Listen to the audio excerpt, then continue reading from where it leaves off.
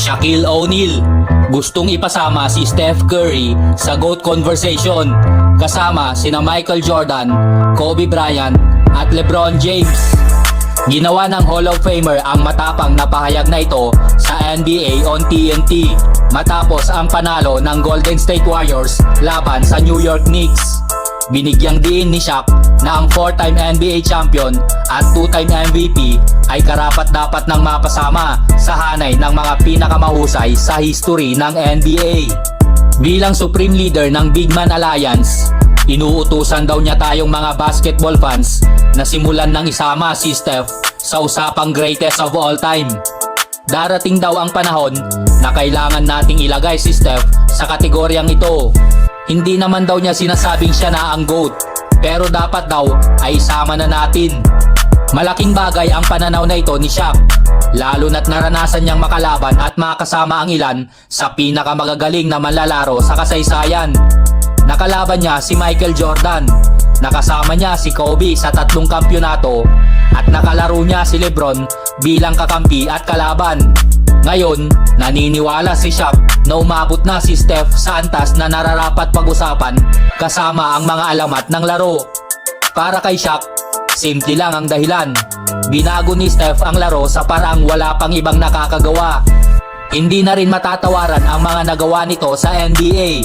Siya ay isang 4-time NBA champion, 2-time regular season MVP at ang tanging unanimous MVP sa history.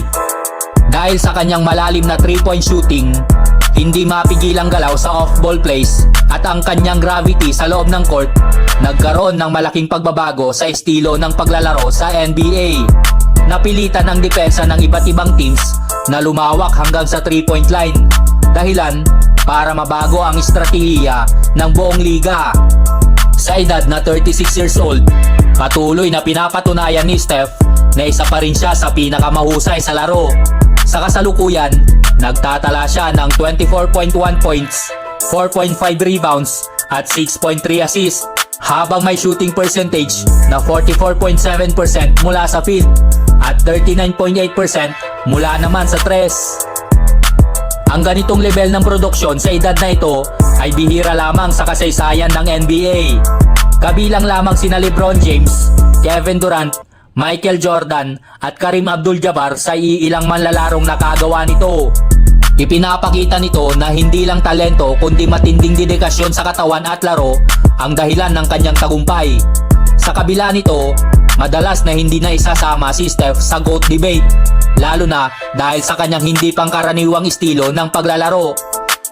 Kadalasan, ang usapang GOAT ay pinangungunahan ni na Michael Jordan, LeBron James at Kobe Bryant.